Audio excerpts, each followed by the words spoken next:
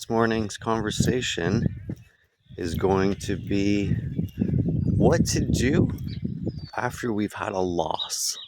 Yeah. Whether it's breaking up with your partner, getting fired from a job, losing your house in a fire, to getting banned from social media. It all boils down to loss. And human beings need to realize that a bird that is flying straight only does this because both of its wings are of the same strength. You see, if one part of your life is stronger than another, like the bird, you will fly in circles. And if your wings are of the same strength, you will be able to fly straight. And let me explain.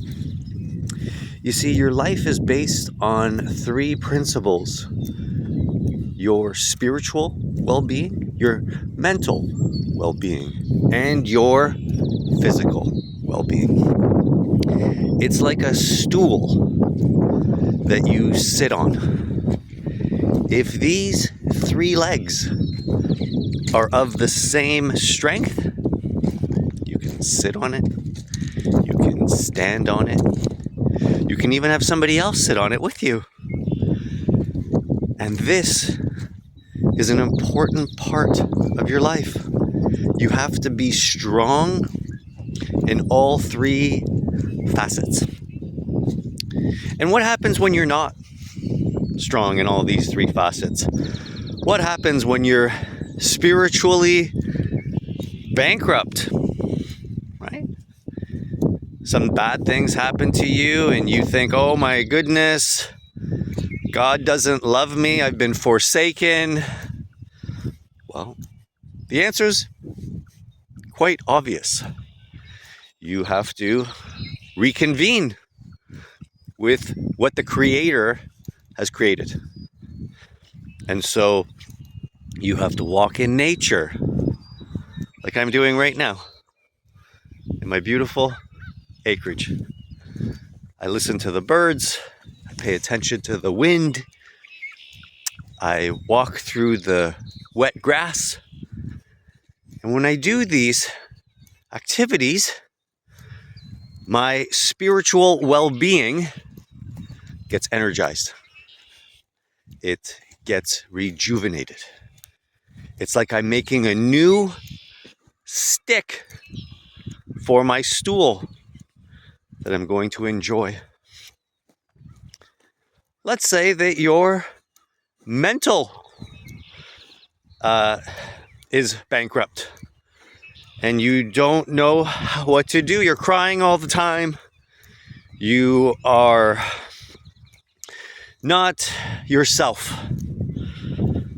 And what do you do in this particular moment in time? Well, you hang around people who love you. Or you take your animal and you pet it. Or you read a book that resonates with you. Or you reach out for somebody to have a chat with you. All of them will rejuvenate you mentally. You have positive thoughts.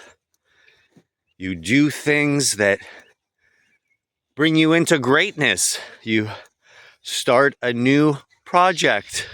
You pick up a new book. You go running with others. And you will find that your mental well-being will start to repair. Let's say that you're physically bankrupt, right? Like you broke your leg and you are tied up. Well, to physically recondition yourself, you have to make sure that you're taking in the right vitamins and minerals and getting rest. You see, when the human body, when the human being takes rest, it gives itself a time to repair. It gives itself a time to rejuvenate. And you notice that I've used this word rejuvenate more than once. And the reason being is because good things take time. And when you give yourself the freedom, the luxury, the gift of time, amazing things come out of it. You see, when you look towards nature, you'll notice that nature's never in a hurry, and yet everything gets done. Spring is not pushing summer out of the way. Fall is not pushing winter out of the way. I want you to really understand that you are a being having a human existence. And by having this human existence, you're going to have changes. People are going to change in your life. Circumstances are going to change in your life. Thoughts and dreams and aspirations are going to change in your life. Not one thing is going to stay the same. Not one. Where you start and where you end are completely different places. And I invite you to work through this life with gratitude, with patience, and with authenticity. Because you see, when you are patient, you're allowing nature to take its course. When you are authentic, the real people will come into your life. I want to share with you this message because I know that there's a lot of people going through some real tough, dark times. And people are looking for the answer. And you know what the answer is, my friends? Just exhale. That's all you got to do. You have to exhale.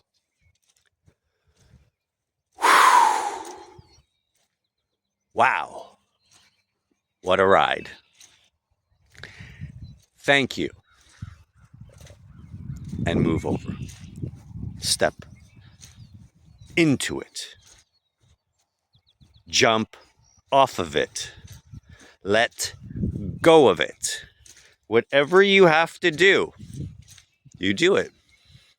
Because the longer that you prolong where you're not supposed to be, the harder your life will become. I believe in this one phrase that really helped me as a young man. And I want you to walk through doors that are open.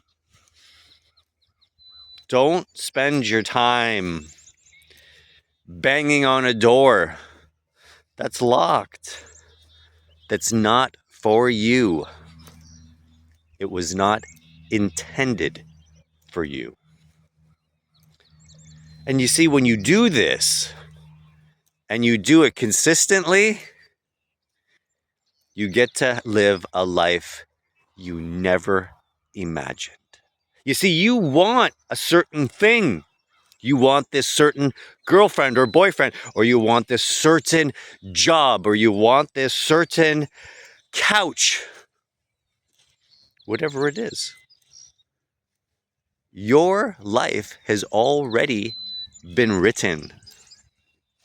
And the reason things don't work out for you is because they were not intended for you. I know it's a hard, complex issue.